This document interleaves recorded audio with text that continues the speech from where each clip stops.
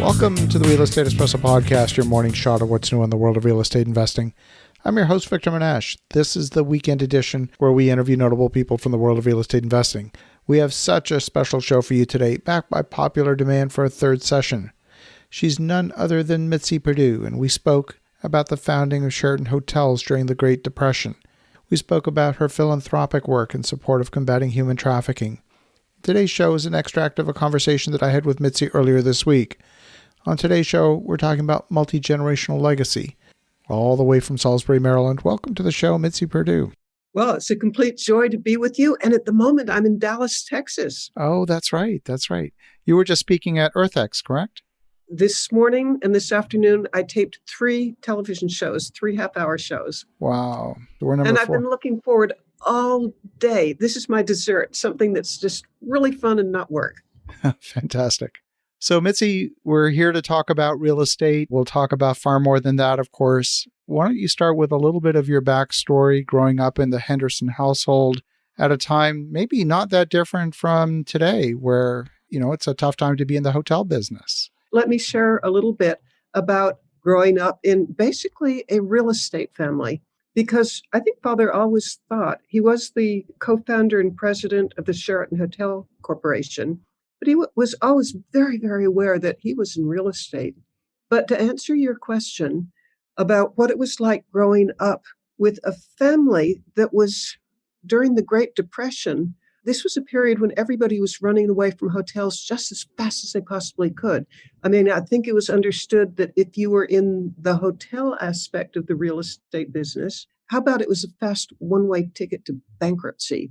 So the question that I would imagine people would wonder, given today that it's also some really tough times, how was Father able to make a success of hotels when everybody else, as far as I can tell, everybody else in the Northern Hemisphere was running away from hotels? The question is, how did he do it? And I, as a child, was always asking him that question. I was born in the 1940s. And the period I'm going to describe right now was in the 1930s. It was, how about the height of the Great Depression? And I knew that Father was a very successful man. So, as a kid, I'm asking him, how did you do this? And here's what he told me. He said that whenever he would take over a hotel, it would always be because it was on the verge of bankruptcy. And, there were a great many such hotels during the height of the Great Depression. And he said that the success of the Sheraton hotels at every level was due to the people that worked there. At that difficult time, obviously access to capital was difficult. What was his source of capital to go on an acquisition binge, even though they were great deals? Wouldn't that have been the constraint? Well, first of all, he told me that if a hotel is on the verge of bankruptcy and nobody is bidding against him, you really are getting pennies on the dollar. But the source of capital initially, he and his roommate from college, who became a business partner for life, and also his brother, the 3 of them had served in World War I. And as a result of that, when they pooled the war bonuses that they had gotten probably around 1918 or something, they invested them, and they invested the $1,000. They invested it during the time of the great German inflation. They could buy things like binoculars that might be worth $100 or so, but with inflation, they could get them almost for pennies. And taking advantage of currency exchanges and being able to sell things that you would buy in an inflation-harmed country like Germany at that time, they could make their $1,000 grow. So that by 1933, when he got into the first hotel, they had enough to buy it. And I can't tell you how much they paid for it, but I can tell you that the source of capital for that first one was they did have enough to buy their first hotel.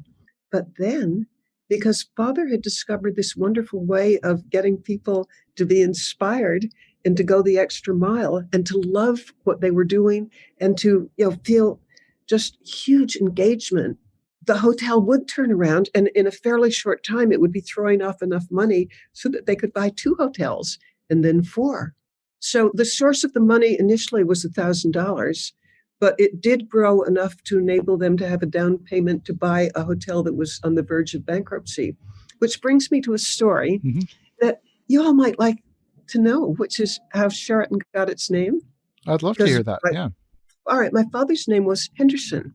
My uncle's name was Henderson. The third partner name was Moore. So how did it get to be Sheraton? Well, the third hotel that they ever bought. My goodness, can you hear a motorcycle racing in the back? I hope you can't, but there is.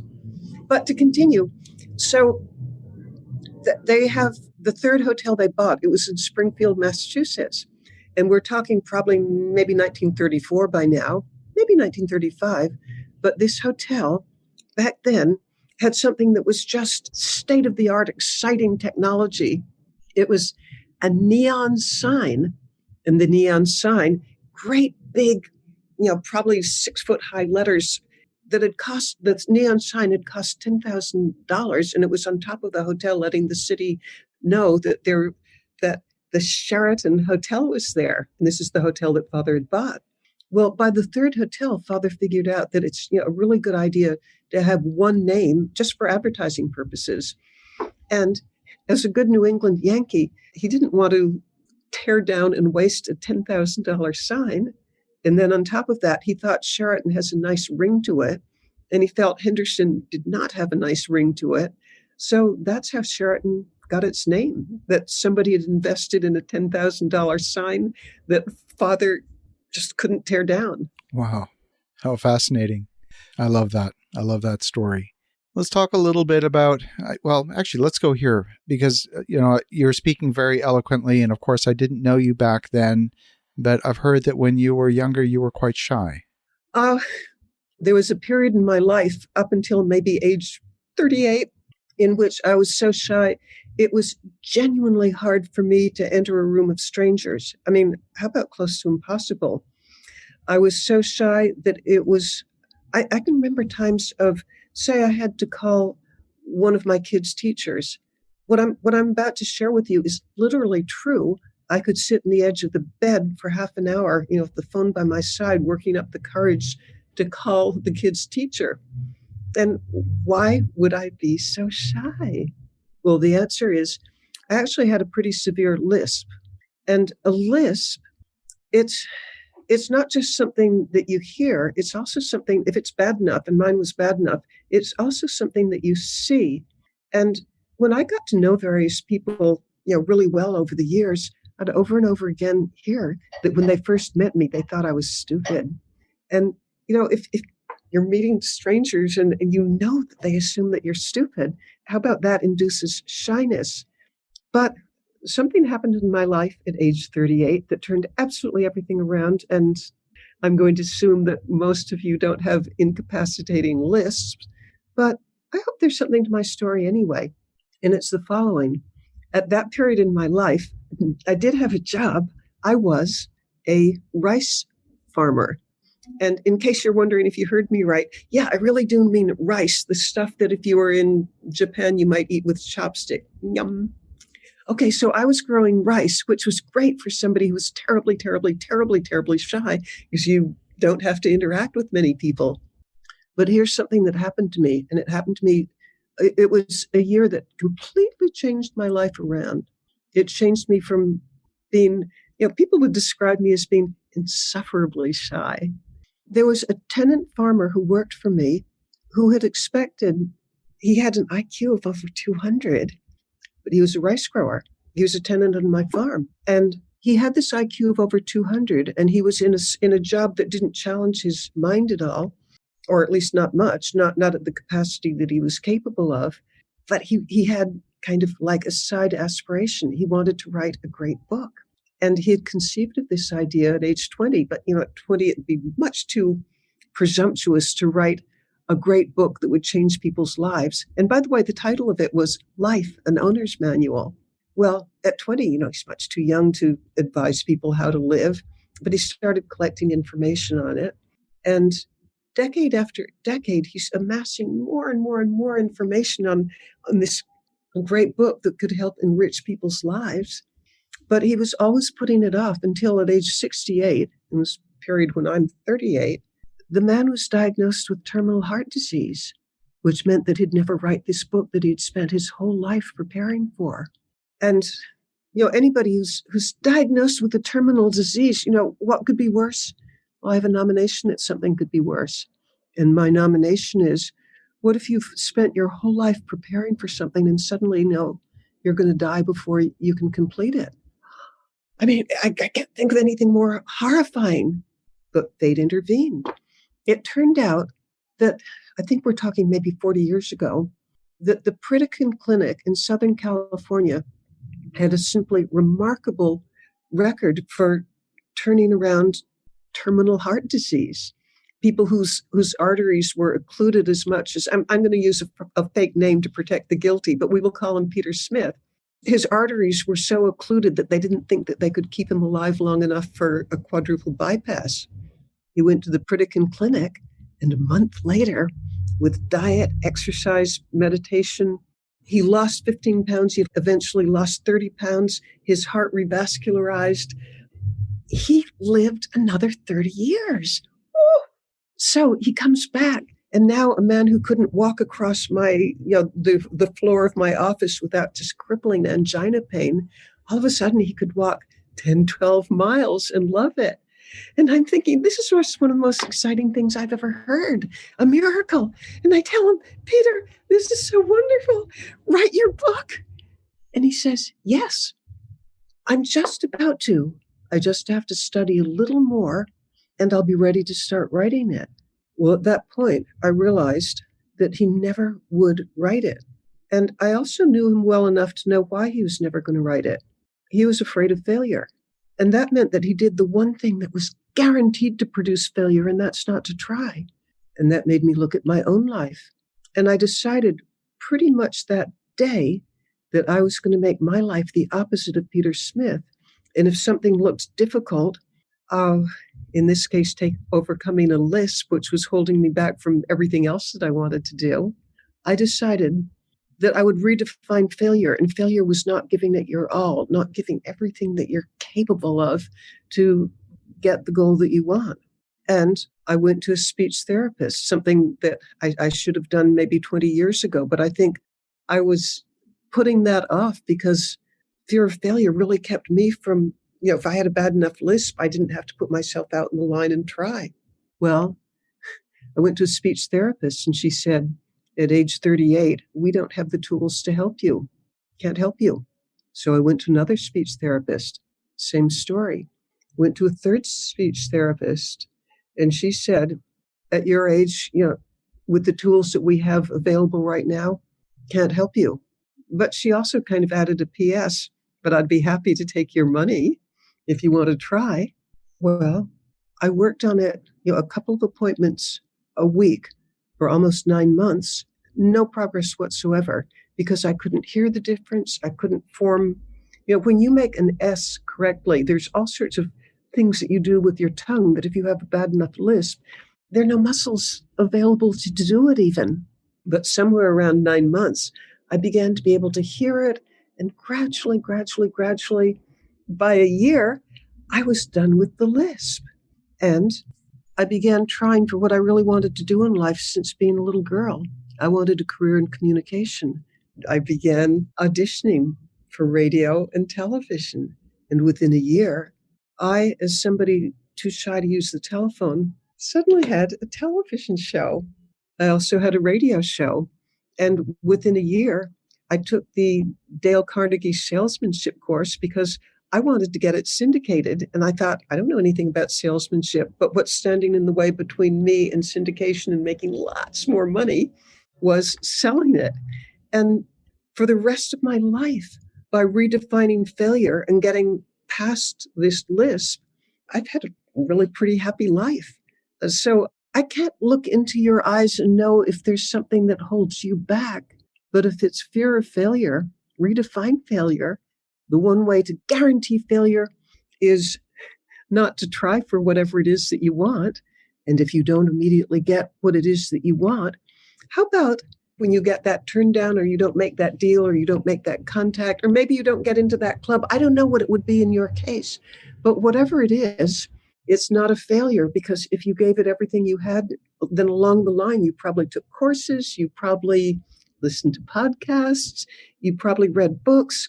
You probably attended conventions or met people, and no matter what, just the effort of trying is going to put you farther along the road to success. So that's my story about overcoming shyness. I love that. There's so much wisdom wrapped up in that. And thank you for sharing that. I know it's a deeply personal story, but there's a lot of power in that. A lot of power in that. And interacting with you, on a daily, weekly basis, as we have over the last little while, I see the power behind you in the way that you launch yourself at some of your initiatives that we'll get to a little bit later in this section. But there's a lot of power there, and it came from intrinsic motivation. And it's kind of what you talked about at the beginning.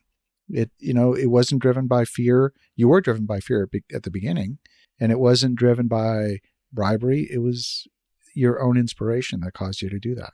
I think there's a drive in all of us to be all we can be. And if fear holds you back, get past it.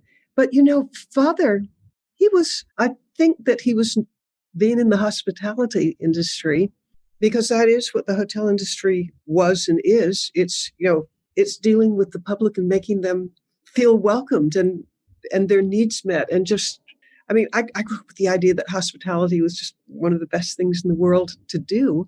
But Father initially was probably the last person that you would ever imagine, this is initially, to be in the hospitality industry.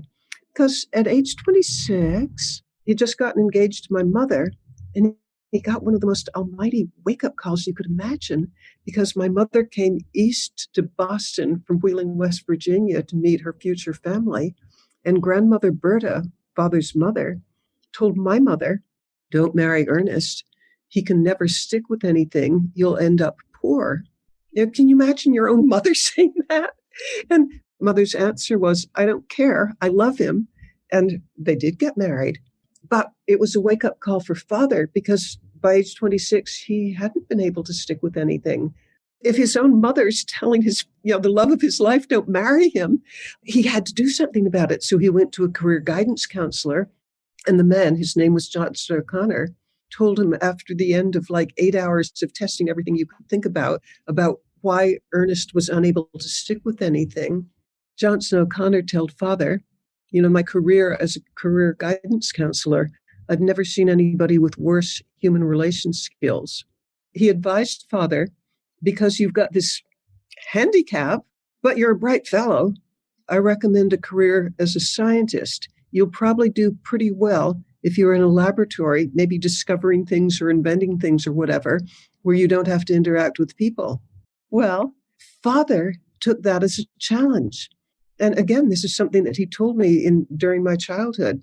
He said, when you really think it through, almost all the satisfactions that you want in life, all the forward motion that you have that you want in life, they're going to come through people. So he made it a life study to figure out what makes people tick.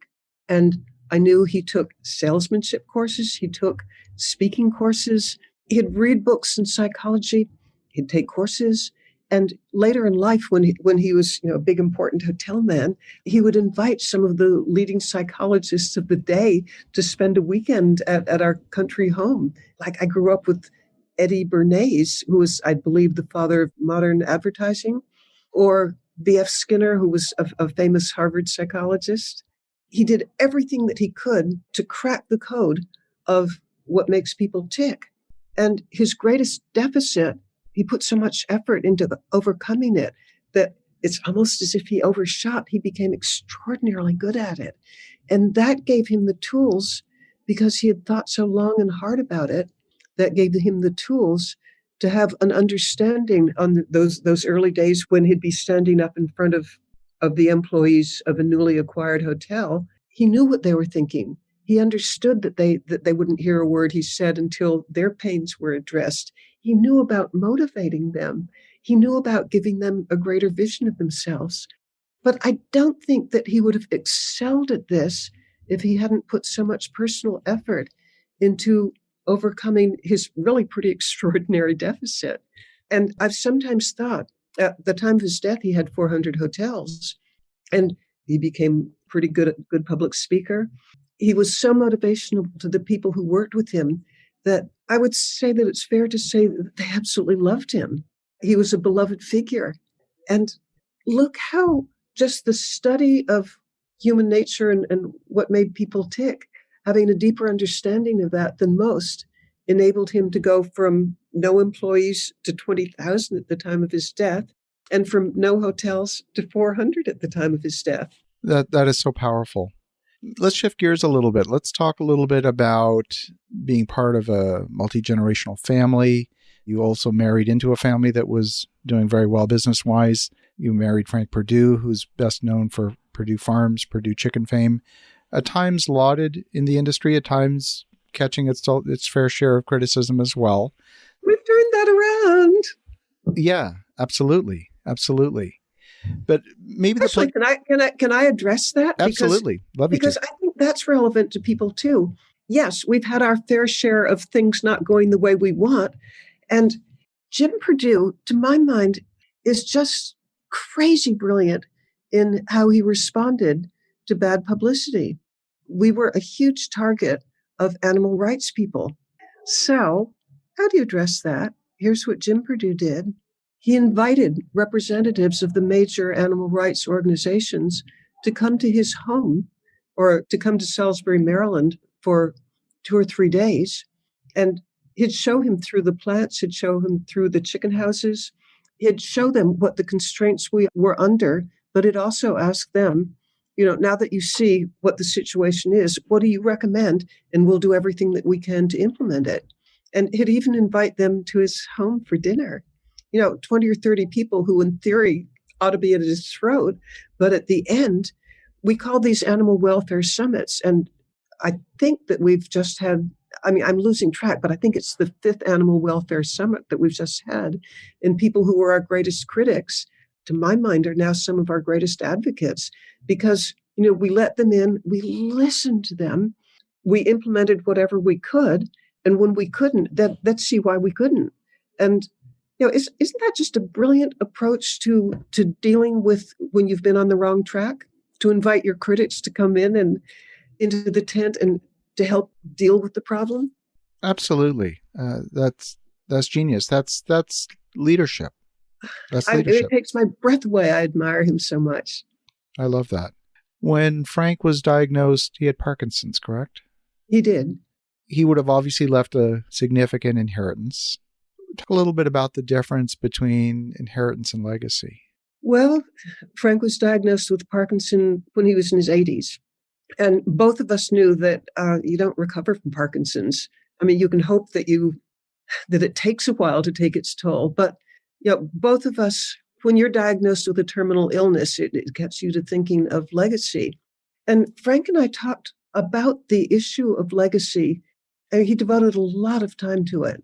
And both of us had seen firsthand, with people that we knew well, how easy it is for the kids of wealthy people to really mess up their lives. And if I didn't have such great respect for all of you and want to use ladylike languages, I wouldn't use the word people screw up their lives. But they do, if they aren't given the values that will help them navigate life. And so, Frank, we're thinking, how do we help kids avoid rich man's disease? And I bet every one of you can think of families, whether they're famous or maybe they're not famous, but they're personally known to you, where the kids in one way or another just totally mess up their lives because wealth ruined them.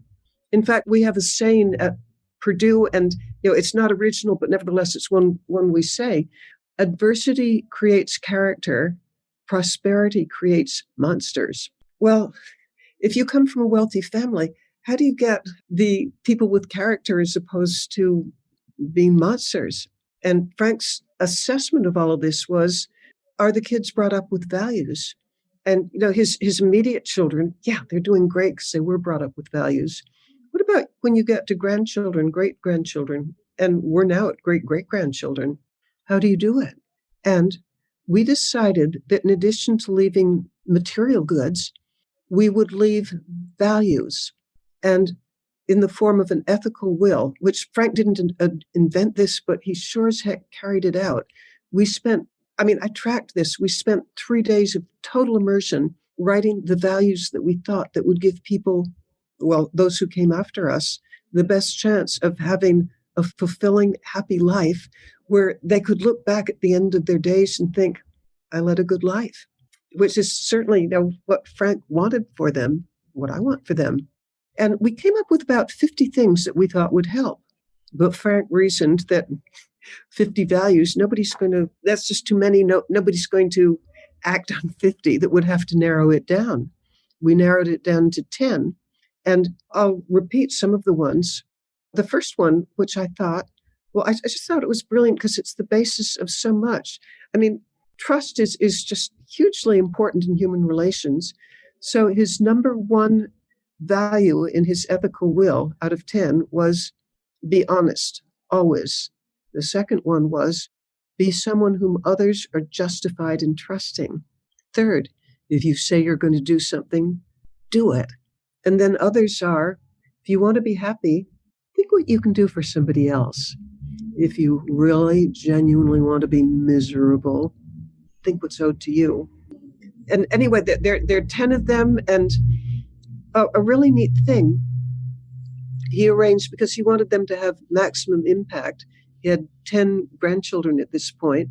At his funeral, he had each grandchild read one of the 10 parts of his ethical will.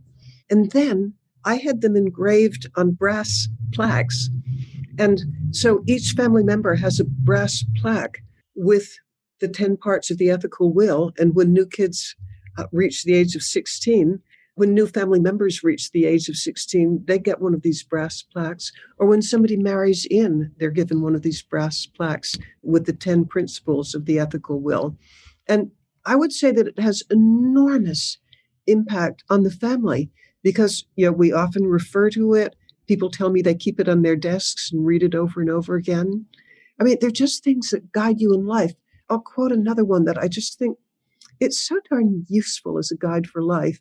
And that is, treat people with respect, always, no exceptions. And doesn't that principle take you a long way if you're treating every single person with respect, no exceptions? Absolutely. And they're so simple. They're almost biblical in their simplicity. And yet there's something about the process of thinking it through, writing it down, committing to it, and just making it part of your family's governance. The act of kind of synthesizing and boiling down what's really important to you, I think that's just a fabulous, if you're over 60, heck, if you're over 20, but more realistically, if you're over 60, do this. Think what values you would like to leave to those who come after you. And then when you make an ethical will, put a lot of effort into thinking of how you will make it part of the family's culture. Don't just write it down and then never think of it again. Now, have it something that's read at family meetings, maybe engrave it in brass. This is one of the best legacies that you can leave, which is the chance for those who come after you to have a good life, the kind where you have friends who trust and respect you, where you have business dealings, where people want to come towards you rather than run away from you. It's just, I don't think I could recommend it strongly enough because just the act of writing it is good for you. And the act of receiving it is good for those who come after you. That is so beautiful. When you look at the next generation, how have members of the family internalized it? Do you see it? Do you have any monsters? Okay, I hope I'm not proven wrong by this, but no, I think they're exceptional. I'm so proud of them. This is a value that's just so cultural that Frank didn't need to include it in the ethical will, but it's something that I think grounds people fabulously. And that is to be frugal, that you get your identity out of serving others rather than out of wearing expensive labels. Well, Mitzi, this was amazing. As always, the time we get to spend together is always magical. So thank you for that. Any closing thoughts? Yes, there's a closing thought I just can't keep to myself. Sorry. Victor has played such a role in this that I hardly know what to say. Between contacts and advice and I think making me a bigger person. I'm as grateful as a person can be to you, Victor, because you've had a huge impact on, how about my courage level, my energy level, and I think I even dare say my success level. Thank you.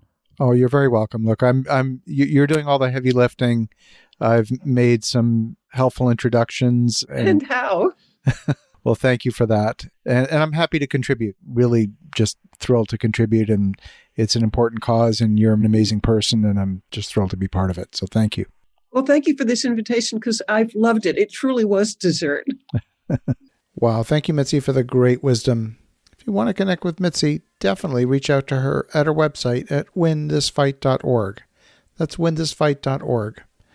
I'd love you to take Mitzi's powerful messages to heart and have an awesome rest of your weekend. Go make some great things happen. We'll talk to you again tomorrow.